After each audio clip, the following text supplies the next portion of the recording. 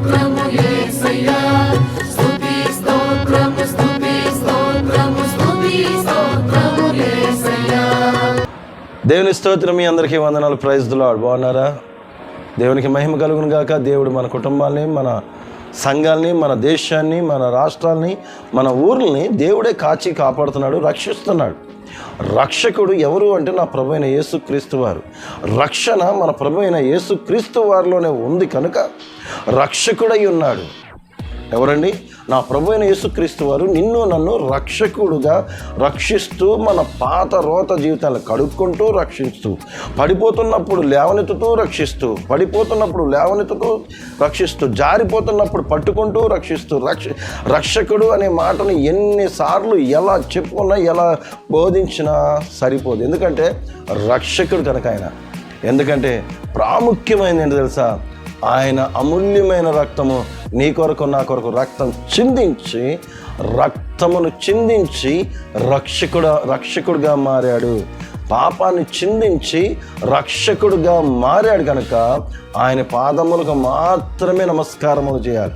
ఆయన పాదాలకు మాత్రమే ఏం చేయాలి? ప్రైజ్ ది లార్డ్, వందనాలు, ఆయన్ని వేడుకోవాలి. ప్రభువా, ఈరోజు నేను ఇలా జీవిస్తున్నానంటే నీ కృప, నీ అమూల్యమైన రక్షణ మాలో ఉంది కనుక మేము ఇలా జీవిస్తున్నాము అని వాక్యం చెప్తుంది. అయితే 2 పేతురు 1:11 అలాగున మన ప్రభువులకు రక్షకుడైన యేసుక్రీస్తు యొక్క నిత్య రాజ్యములోకి ప్రవేశము మీకు సమృద్ధిగా అనుగ్రహింపబడును. అర్థమవుతుందండి?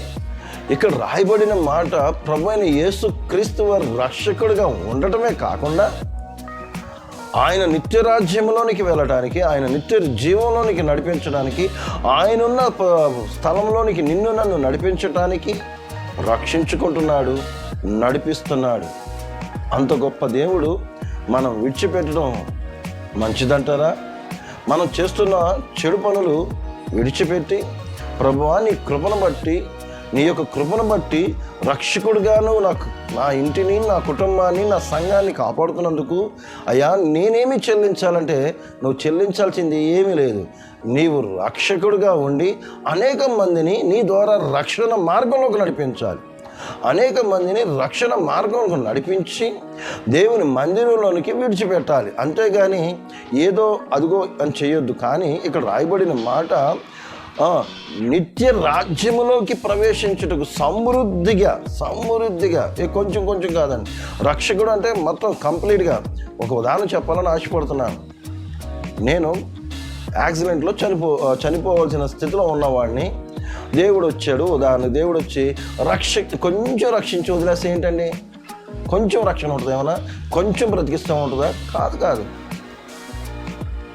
ఆయన చెయ్యి పట్టుకొని సమృద్ధిగా ఈరోజు మీ ముందు నిలబెట్టుకున్నాడు. సమృద్ధిగా సాక్ష్యం చెప్తున్నాను. సమృద్ధిగా నా కుటుంబం ఆశీర్వదించబడుతుంది, సమృద్ధిగా నా సంఘం ఆశీర్వదించబడుతుంది, నా సంఘంలో ఉన్న ప్రతి ఒక్కరు ఆశీర్వదించబడుతున్నారు. అంటే దయచేసి వేరే సంఘాలని కాదు, ఆ సంఘాలు కూడా ఆశీర్వదించబడుతున్నాయి.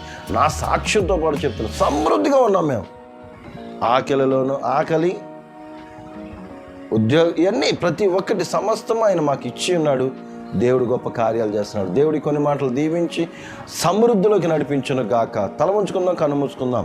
పరిశుద్ధుల జీవాధిపతి నీకు వందనాలు. అవునయ్యా, నిత్య రాజ్యములోనికి మమ్మల్ని సమృద్ధిగా అనుగ్రహించి ఉన్నానంటున్నావు నా తండ్రి. అవునయ్యా, మేము అది పొందుకునేవారుగా, అది తీసుకునేవారుగా, దాంట్లో నడిచేవారుగా, దానివైపు మేము పరిగెత్తుకుంటూ వెళ్ళేవారుగా ఉండు సహాయం చేయండి అయ్యా. ఇదిగో నా తండ్రి, ఎంతమంది అయితే బలహీనంగా ఉన్నారో వారందరినీ సమృద్ధిలోకి నడిపించండి అయ్యా. హాస్పిటల్లో ఉన్నవారు, బలహీనతగా ఉన్నవారు, ఇబ్బందులు పడుతున్నవారు, అప్పుల బాధలో ఉన్నవారు అయ్యా నీ కృపలో అయ్యా సమృద్ధి వైపు నడిపించండి అయ్యా. నిశ్చితమైతే ఇదిగో తెనాలి ప్రాంతం నుండి నా తండ్రి అయినా అయ్యా చెరువులన్నీ అయ్యా నా తండ్రి చెరువుల్లో లాస్ వచ్చినాయి. మేము ఏం చేయాలో మాకు అర్థం కావట్లేదు అయ్యా. ఇక మేము చావే అని సిద్ధమవుతున్న ఆ కుటుంబాన్ని అయ్యా మీరు ఈ వాక్యం ద్వారా మార్చినందుకు వందనాలు నా తండ్రి. వారు ఫోన్ చేసి ప్రార్థన చేయించుకున్నందుకు వందనాలు అయ్యా. రక్షించబట్టుకు సహాయం చేయమని ఆ కుటుంబాన్ని అయ్యా మీరు ఆశీర్వదించమని చిన్న ప్రార్థన ప్రభువైన యేసయ్య అతి పరిశుద్ధ నామమున అడిగి వేడుకొని పొంది ఉన్నాం పరమ తండ్రి. ఆమేన్.